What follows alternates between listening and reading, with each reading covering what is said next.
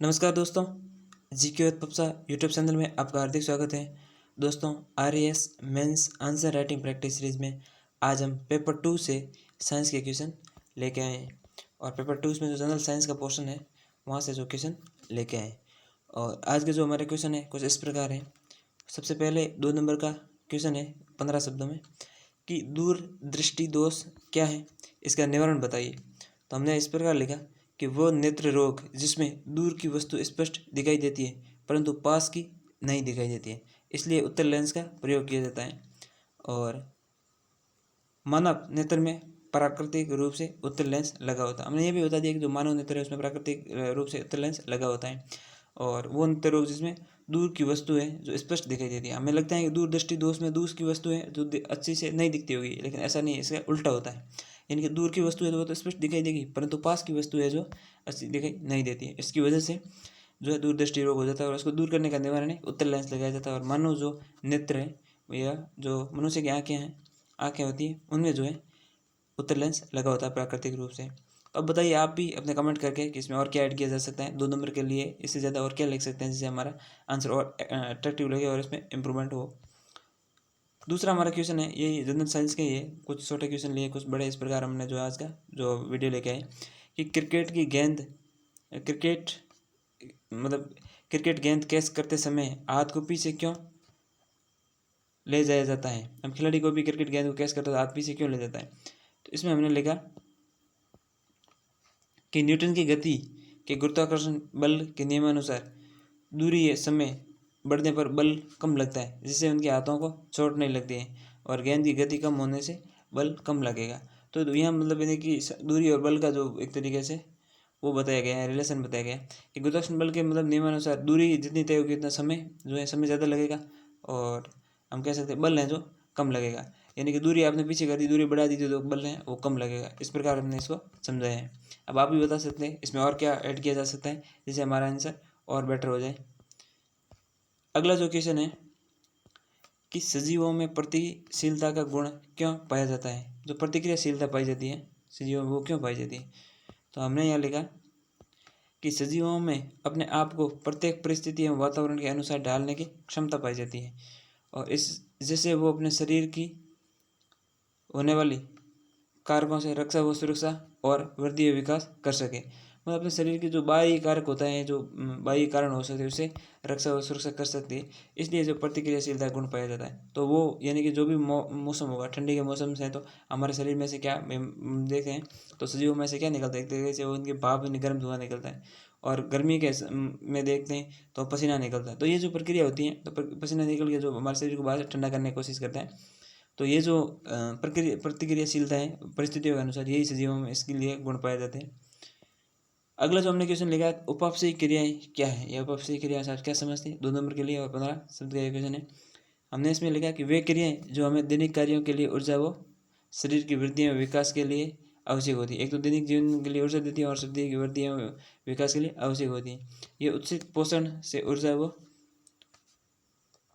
जीवन के महत्वपूर्ण द्रव्य जीव द्रव्य के सहयोगी होता है, उसका निर्माण करने में सहायक होता है। इस प्रकार उपापचयी क्रियाएं होती हैं वो जो हमारे वृद्धि विकास के लिए और शरीर के लिए आवश्यक होती है, खास करके दैनिक जो कार्यों के लिए ऊर्जा है शरीर की वृद्धि विकास।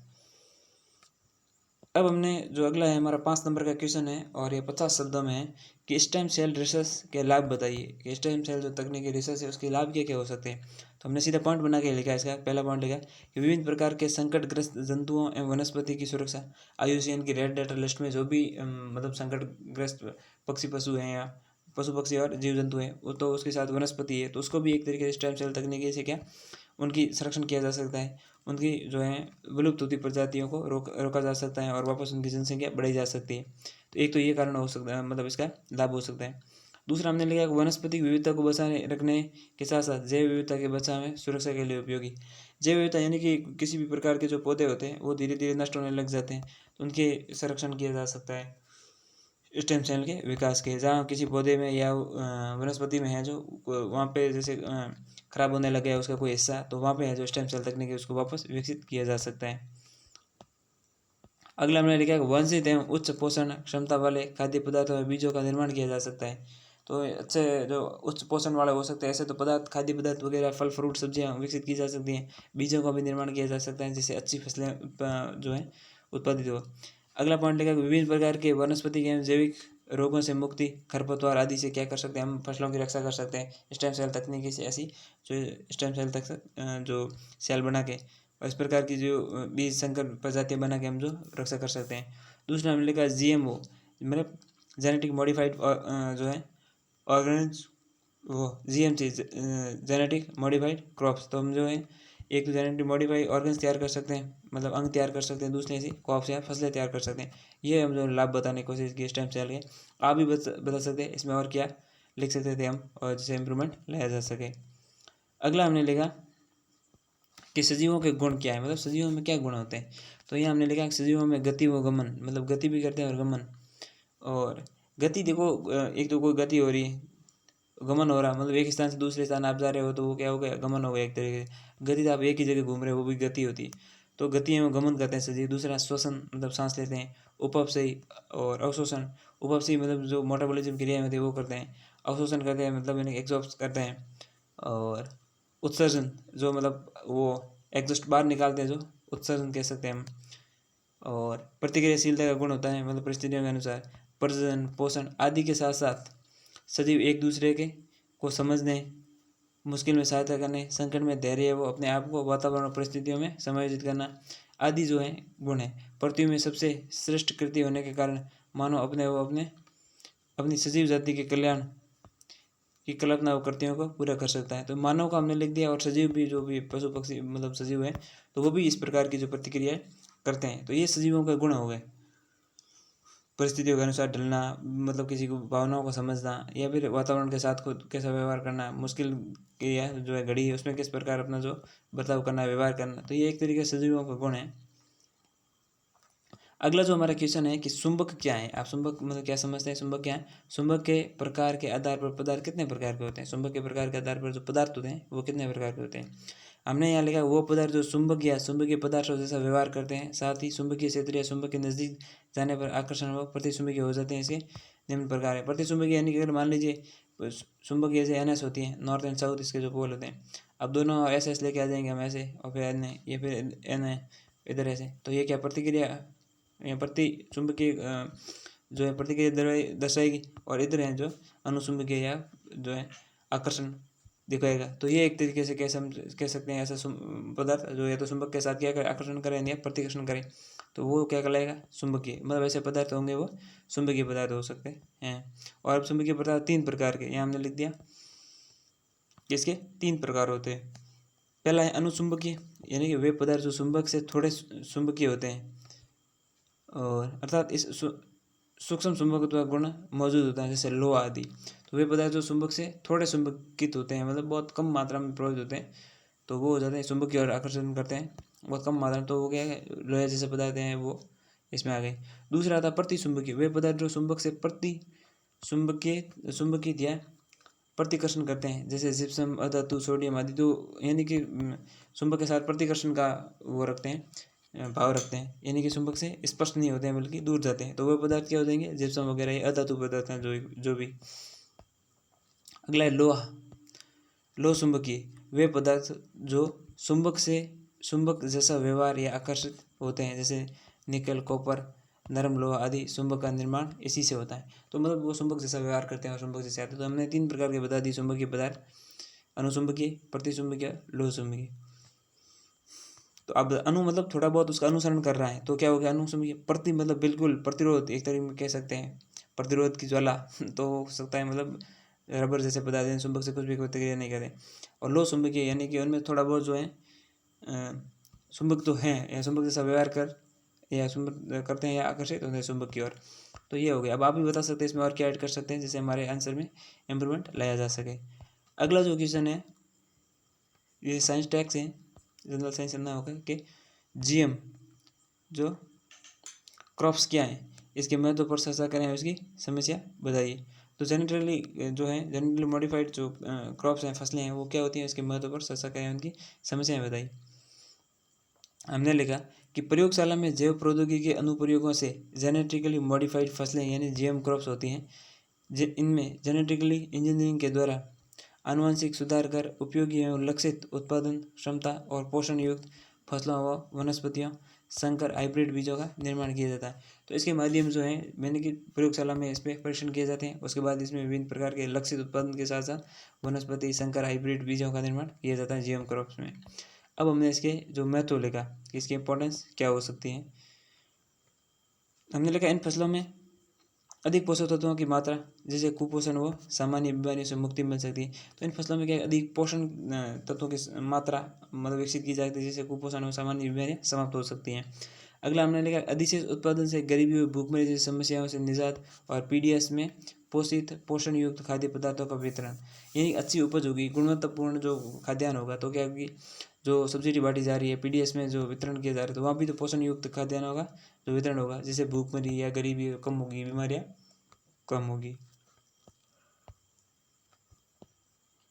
अगला जो पॉइंट है कि विभिन्न प्रकार की कम जल एवं शुष्क क्षेत्र में पैदा होने वाली फसलों से कृषि रोजगार एवं मरुस्थलीकरण में कमी आएगी। एक तो मरुस्थल को है जो विस्तार को रोकने के लिए, मरुस्थलीकरण को कम करने के लिए पौधे लगा सकते हैं कम पानी में, कम वातावरण में, या वो जो का वातावरण उसके अनुसार उसको ढाल सकते हैं। अधिक तापमान में भी कम पानी के साथ वो क्या अपनी वृद्धि और विकास कर सके। और बाकी है ऐसी फसलें मतलब जैसे जल एवं कम सुरक्षा शुष्क क्षेत्र होते हैं या कम जल वाले क्षेत्र होते हैं तो वहाँ इसको उगाया जा सकता है। तो ऐसी प्रकार की फसलें भी जीएम क्रॉप में के दायरे में आती है, जीएम क्रॉप में आती है। फिर जलवायु एवं पर्यावरणीय परिस्थितियों के अनुसार विकसित वनस्पति से जैव विविधता संकट का संरक्षण।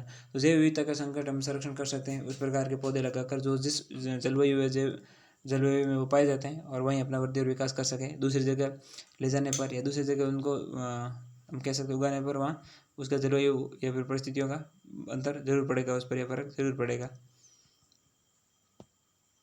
अगला हमने लिखा आलू में हैजा कॉलेरा, जैसे कि आलू में हैजा कॉलेरा का टीका लगाकर विकसित आलू खाने मात्राशाही हैजा की समस्या का समाधान। साथ ही प्रयोग गाजर एवं बासमती चावल पर भी, मतलब बासमती चावल होता है उस पर भी जीएम वो होती है, बासमती चावल ये कह सकते हैं। साथ ही बीटा जो है कॉटन आता है वो भी होता है, बैंगन भी आते हैं जो बीटा बैंगन कहा जाता है, बीटा ब्राज़ील कहा जाता है, वो भी इस प्रकार की फसलें विकसित की जा सकती है कि जिसके खाने मात्र से रोग खत्म हो जाए, उसे रोग का टीका उसी में डाल दिया जाए। तो इस प्रकार जो है महत्व हो सकता है कि इसका जीएम क्रॉप्स का या मॉडिफाइड जो फसलें हैं उसका।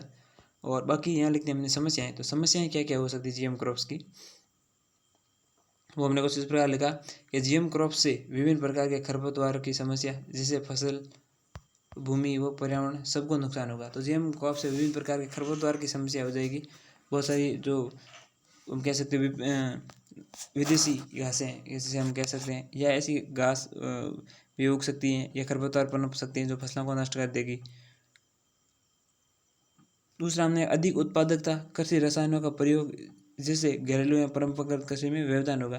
अधिक उत्पादन तो हो जाएगा लेकिन उसके लिए आप रसायनों का प्रयोग कर रहे हो या जैसे घरेलू जो है परंपरागत कृषि व्यवधान है वो एक उसमें बाधा आएगी।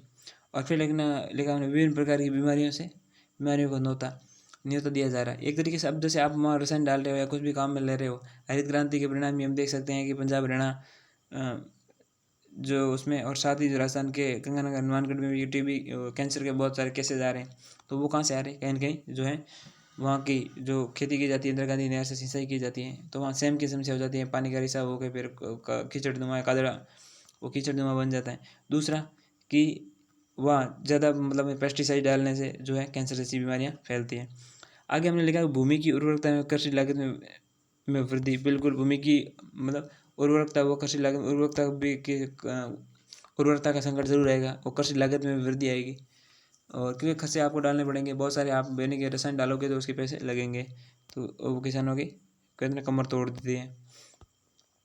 फिर हमने लिखा कि भारतीय कृषकों का अशिक्षित होना, खासकर अशिक्षित है, आधुनिक तकनीक के साथ समायोजन का अभाव आदि। ये मतलब जीएम हर चीज़ की एक लिमिट होती है, सीमाएं होती हैं, मतलब एक सीमा के बाद वो उसका असर कम हो जाता है, इंपॉर्टेंस कम हो जाता है। तो यही ये बताता है अभी हमारे किसान इतने सक्षम नहीं है या सक्षम मतलब यानी कि वो इतने शिक्षित नहीं है, साक्षर नहीं है। तो अभी हम जीएम क्रॉप्स को है तो एक क्या देने पायलट प्रोजेक्ट्स पे चला सकते हैं ठीक ठाक है, उसकी भी निगरानी और जो उससे साइड इफेक्ट होने वाले इसका समाधान निकाला जाए। लेकिन बड़े क्षेत्र में आगे वाले समय में ऐसा कर सकते हैं।